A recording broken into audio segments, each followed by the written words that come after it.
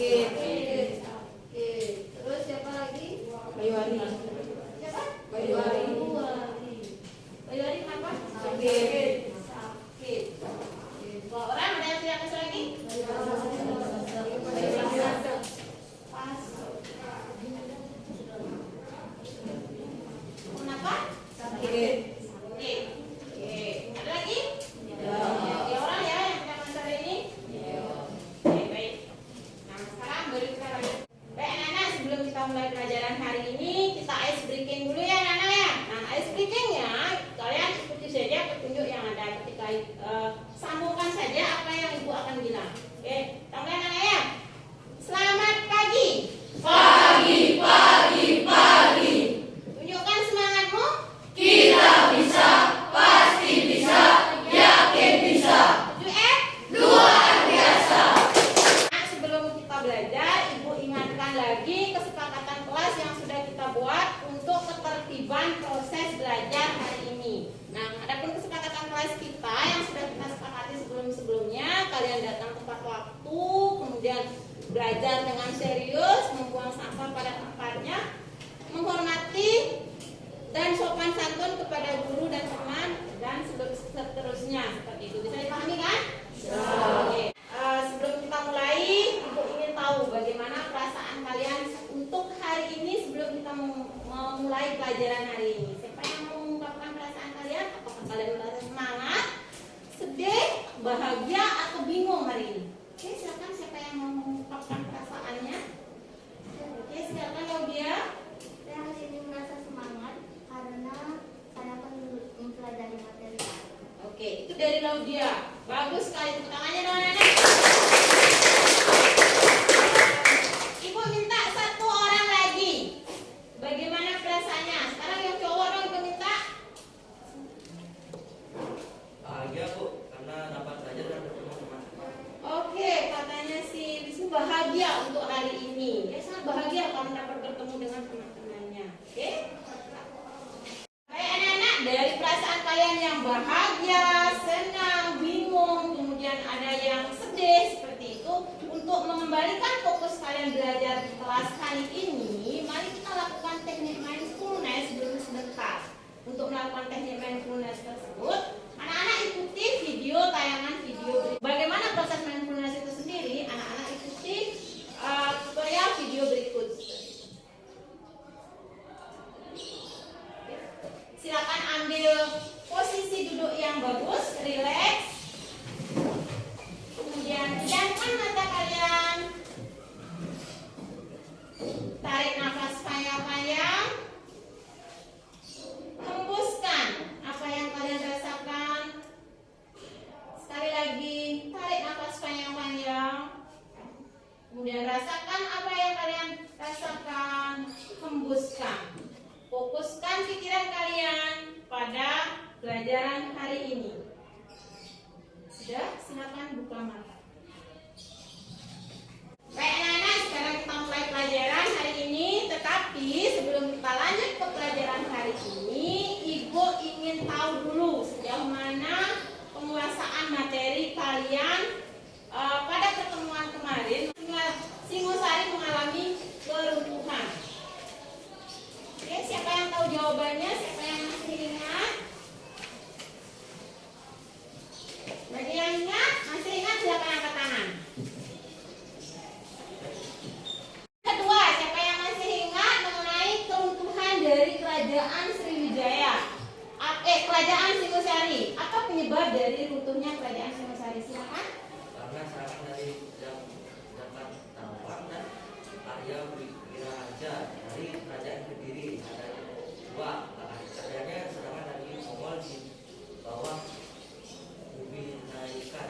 Oke, baik. Ada dua penyebab dari keruntuhan kerajaan Singosari. Yang pertama, adanya serangan Jayakatwang dan Arya Wiraraja dari kerajaan Kediri. Kemudian yang kedua, adanya serangan dari kerajaan Mongol di Cina Selatan di bawah pemerintahan, di bawah prajuritnya yang bernama Kubilai Khan. Oke, masih ingat kan? Masih. Nah, selanjutnya hari ini kita akan belajar mengenai kerajaan Majapahit. Adapun tujuan pembelajaran hari ini.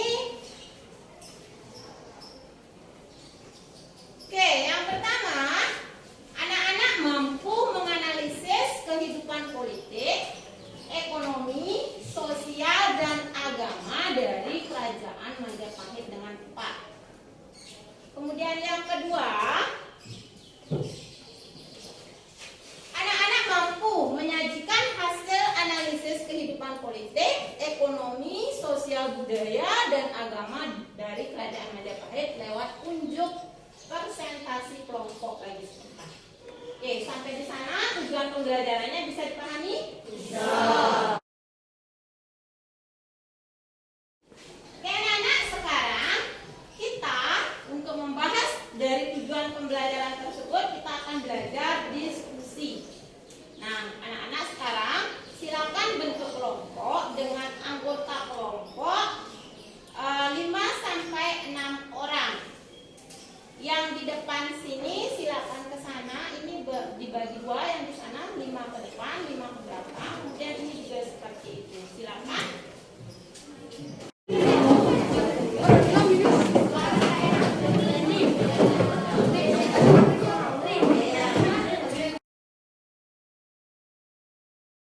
Sekarang Ibu akan tayangkan beberapa gambar dan video mengenai Kerajaan Majapahit. Jadi anak-anak silakan amati gambar berikut.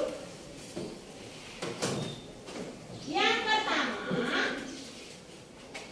ini letak dari Kerajaan Majapahit. Kira-kira di mana letak dari Kerajaan Majapahit? Di mana kira-kira letak kerajaan? Oke, sudah nih. Di sekitar delta Sungai Brantas, terletak di Trowulan, Mojokerto, Jawa Timur. Iya, benar. Itu ya. Kemudian berikutnya, silakan amati berikut. Gambar berikut.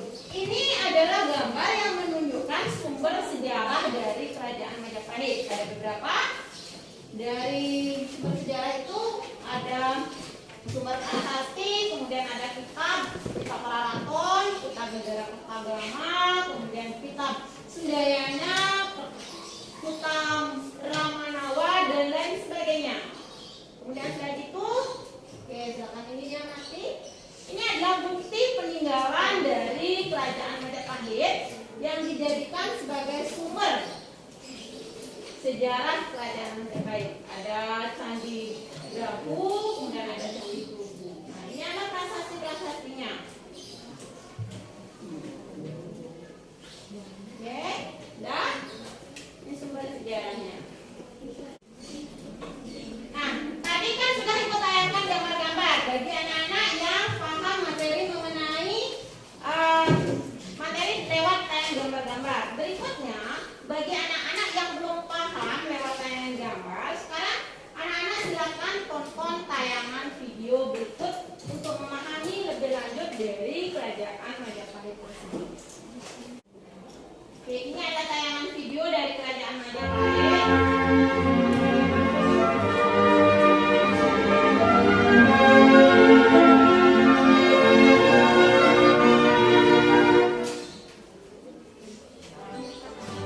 Hai teman-teman, skrip ini ditulis oleh Leon dan kemudian diedit oleh Inspirasi Story. Majapahit dikenal sebagai kerajaan terkuat yang pernah ada di Nusantara. Kerajaan ini seringkali menjadi simbol perlawanan terhadap Belanda. Beberapa tokoh pendiri bangsa seperti Syahrir, Yamin, dan lainnya menggunakan Majapahit sebagai simbol Indonesia. Bahkan, Syahrir pernah berpidato mengenai Majapahit di sidang Dewan Keamanan PBB saat ia menjawab tuduhan dari diplomat ulung Belanda yang menyatakan Indonesia adalah bangsa barbar. Majapahit merupakan kerajaan yang berdiri dari abad ke-13 hingga abad ke-16. Kerajaan ini didirikan oleh Raden Wijaya, seorang pangeran dari Kerajaan Singasari yang terkenal akan kecerdikannya. Kerajaan ini berhasil mencapai masa kejayaannya saat dipimpin oleh Raja Hayam Wuruk, cucu dari Raden Wijaya. Namun, di balik semua kejayaannya, ada seorang pemimpin yang sangat berpengaruh di Majapahit. Pemimpin itu adalah Gajah Mada. Gajah Mada adalah seorang negarawan dari Kerajaan Majapahit yang pernah menjabat sebagai Perdana Menteri. Kita mungkin mengenalnya dari kisah Sumpah Palapa, yang kemudian digunakan sebagai nama satelit Palapa. Namun lebih dari itu, Gajah Mada adalah seorang politikus hebat, yang prestasinya mungkin dapat disetarakan dengan tokoh-tokoh besar dunia, seperti Bismarck dari Jerman, Machiavelli dari Italia, Lise dari Cina, dan sebagainya. Termasuk pada akhir kehidupan mereka dengan pengecualian Lise yang berakhir paling tragis. Kali ini, Mimin ingin mengajak kita semua untuk mencari faktor-faktor yang membuat Majapahit berhasil mencapai masa kejayaannya. Oleh karenanya, jika kalian tahu ada faktor-faktor lain, jangan ragu untuk menuliskannya di kolom komentar. Mata uang.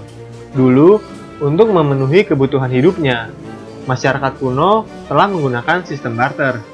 Namun sistem ini memiliki kelemahan, yaitu mereka yang ingin berdagang harus memiliki barang yang diinginkan oleh pihak lain. Demikian juga sebaliknya, persyaratan ini harus dipenuhi. Jika tidak, barter tidak mungkin terjadi. Menghadapi masalah ini, berbagai peradaban yang lebih maju, khususnya dalam bidang ekonomi, mulai memperkenalkan uang, suatu barang yang digunakan sebagai medium atau barang ketiga dalam perdagangan dan ekonomi. Pada waktu itu, mata uang yang paling terkenal di wilayah Asia dan di sepanjang jalur sutra adalah koin kepeng dari Tiongkok. Kepeng merupakan mata uang internasional, seperti dolar pada saat ini. Sedangkan di wilayah Asia Tenggara, Anak-anak, tadi sudah kan mengamati gambar sudah, kemudian tayangan video sudah. Nah, sekarang Ibu akan bagikan lembar kerja kelompok kepada kalian untuk membahas permasalahan mengenai kehidupan politik, kehidupan sosial budaya, kehidupan agama, dan kehidupan ekonomi di Kerajaan Majapahit. Oke, sekarang Ibu bagikan LKPD ini, lembar kerja kelompok, silakan dijawab di kelompoknya, di kelompok masing-masing untuk didiskusikan. Ya.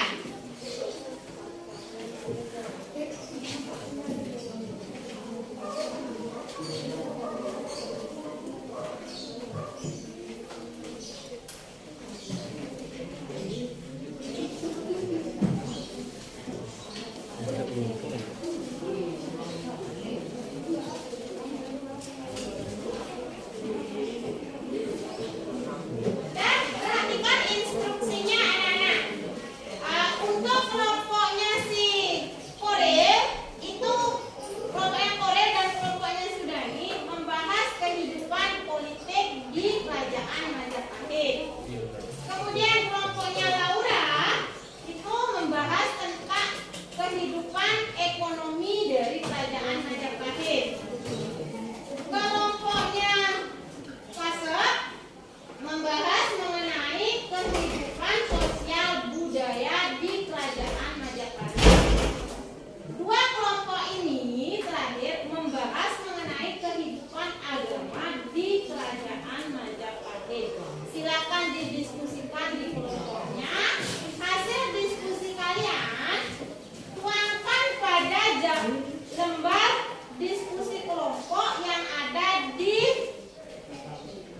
LKPD tersebut. Silakan dijawab di sana ya. Oke. Sekarang silakan mulai diskusi.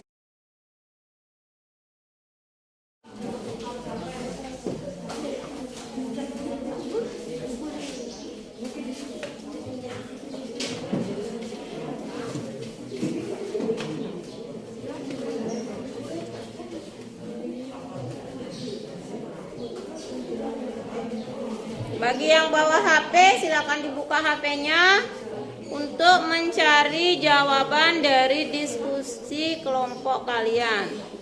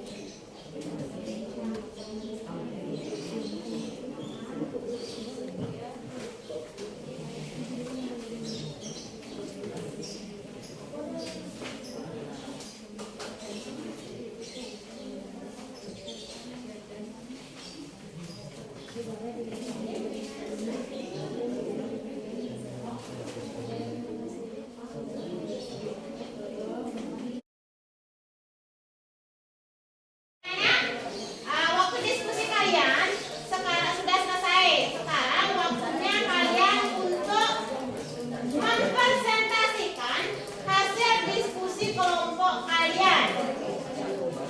Nah, yang pertama presentasi adalah kehidupan politik Kerajaan Majapahit. Siapa yang mau presentasi duluan dari dua kelompok ini? Silakan angkat tangan yang mau presentasi duluan. Silakan angkat tangan. Oke, sudah nih. Silakan dipresentasikan. Saya akan mempresentasikan kehidupan politik Kerajaan Majapahit. Didirikan oleh Raden Wijaya setelah Singasari mengalami kehancuran, Majapahit mencapai puncak kejayaan pada masa pemerintahan Hayam Wuruk dan pemerintahan Gajah Mada dengan menguasai hampir seluruh wilayah Indonesia. Anak-anak, itu presentasi dari kelompoknya Sudani. Tepuk tangannya dulu dong. Sudah sangat jelas disampaikan oleh kelompoknya Sudani mengenai kehidupan politik. Silakan duduk. Ada dua kelompok yang membahas kehidupan politik Kerajaan Majapahit. Apakah kelompoknya si Pandey Eka punya jawaban yang berbeda? Sama. Oke, ada tambahan katanya dari kelompoknya Eka. Silakan Eka dipresentasikan. Teman-teman, saya akan mempresentasikan hasil diskusi saya dengan kelompok saya tentang kehidupan politik Kerajaan Majapahit. Didirikan oleh Raden Wijaya setelah Singasari mengalami kehancuran, Majapahit mencapai puncak kejayaannya pada masa pemerintahan yang buruk dan Patih Gajah Mada dengan menguasai hampir seluruh wilayah Indonesia dan negara di luar Indonesia seperti Vietnam, Cina, India, dan yang lain. Itu presentasi dari saya. Terima kasih.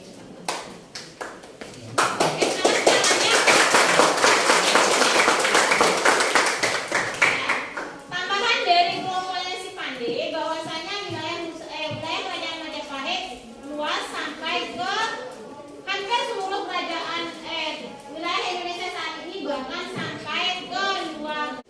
Berikutnya kita akan mempresentasikan mengenai kehidupan ekonomi dari Kerajaan Majapahit. Silakan untuk kelompoknya si Laudia mempresentasikan hasil diskusi kelompoknya. Silakan Laudia.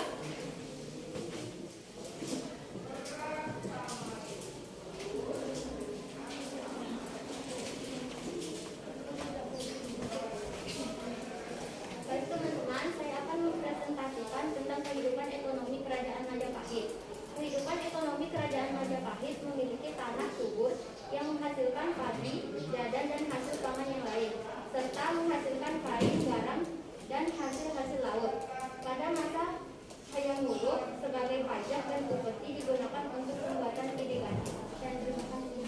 Itu presentasi dari kelompoknya Laudia mengenai kehidupan ekonomi Kerajaan Majapahit yang hasil komoditinya sebagai hasil komoditi ekspor luar dijual ke negara-negara tetangga seperti ke India, ke Cina karena wilayahnya yang sangat-sangat subur, seperti hasilnya beras, kemudian palawija dan lain sebagainya. Selain itu, Kerajaan Majapahit juga menghasilkan kain yang bisa dijual ke luar negeri sebagai komoditi ekspor utama, yaitu kain sutra. Berikutnya kita lanjut ke kehidupan sosial budaya Kerajaan Majapahit. Yang dapat tugas mengenai kehidupan sosial Kerajaan Majapahit, silakan untuk presentasi ke depan. Presentasikan hasil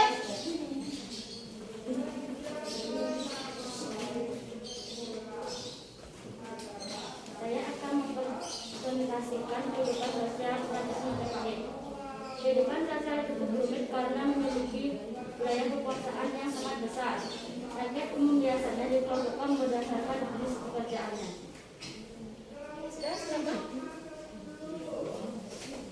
Oke, itu kehidupan sosial dari Kerajaan Majapahit. Kehidupan sosial di Kerajaan Majapahit cukup rumit. Kenapa rumit? Karena di Kerajaan Majapahit ada sistem kasta. Sistem kasta yang berlaku di seluruh wilayah Kerajaan Majapahit yang sangat luas, sehingga seringkali kehidupan sosial ini menimbulkan percekcokan atau perasaan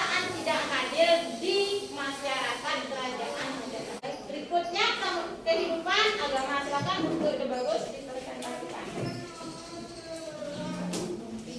Saya akan mempresentasikan kehidupan agama di Kerajaan Majapahit. Hindu dan Buddha adalah kerajaan yang paling dominan dan dapat saling bertoleransi, bahkan menimbulkan sinkretisme. Majapahit juga menghasilkan banyak kesejahteraan besar, yakni negara beragama, Sutagama dan Arjuna Wiswaka. Sekian, terima kasih. Baiklah teman-teman, saya akan mempresentasikan hasil diskusi kelompok saya, yaitu mengapa kerajaan Majapahit disebut sebagai kerajaan Nusantara. Karena wilayah kekuasaan Majapahit sangat luas, bahkan melebihi luas Republik Indonesia sekarang. Seluruh kepulauan di Indonesia berada di kekuasaan Majapahit.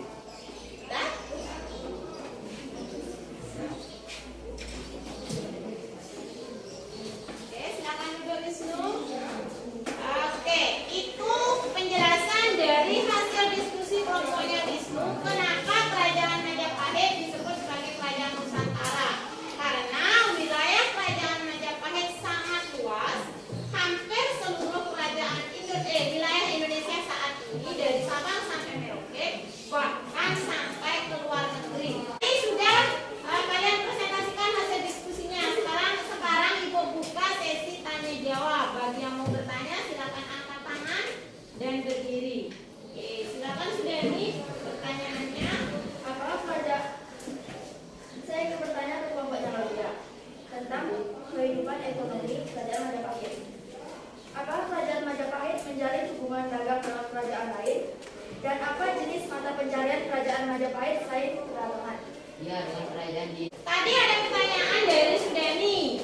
Pertanyaan pertama, apakah kerajaan Majapahit menjalin kerjasama dengan negara lain? Kemudian pertanyaan kedua, apa mata pencaharian kerajaan Majapahit selain perdagangan? Silakan kelompoknya Laudia dijawab. Bagi yang mau dijawab silakan berdiri. Silakan Am. ya dengan kerajaan di India, dengan kerajaan di Cina, Tiongkok, dan juga kerajaan Thailand.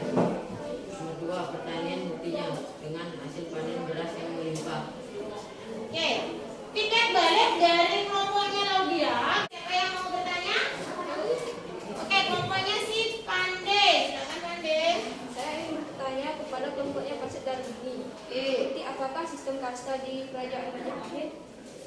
Oke, ada pertanyaan dari kelompoknya si Pande. Seperti apa sistem kasta di Kerajaan Majapahit? Kelompoknya dari ini silakan dijawab.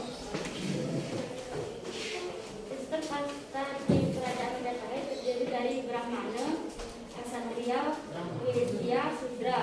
Sistem kasta ini bersifat terbuka dalam artian boleh ada perkawinan campuran antar kasta. Oke, silakan duduk. Itu jawaban dari si kelompoknya dari mana? Tadi sudah kita belajar kehidupan sosial, kehidupan politik, kehidupan agama di Kerajaan Majapahit. Sekarang siapa yang bisa menyimpulkan materi pada hari ini? Silakan Pande. Kesimpulan hari ini adalah kita bisa mengetahui kehidupan politik, kehidupan ekonomi, kehidupan sosial, kehidupan budaya dan agama dari Kerajaan Majapahit. Oke, benar sekali jawabannya Pande. Tepuk tangannya. Oke, bahwasanya pelajaran hari ini, kesimpulan dari pelajaran hari ini, kita dapat mengetahui, dapat menganalisis kehidupan politik, kehidupan sosial, kehidupan agama, kehidupan ekonomi di Kerajaan Majapahit. Anak-anak, setelah kalian diskusi, presentasi, dan menyimpulkan hasil pelajaran hari ini, sekarang silakan dikumpulkan hasil diskusi kalian sebagai bahan untuk penilaian ibu. Silakan dikumpulkan. Satu kelompok, satu orang mewakili ya. Oke, silakan dikumpulkan.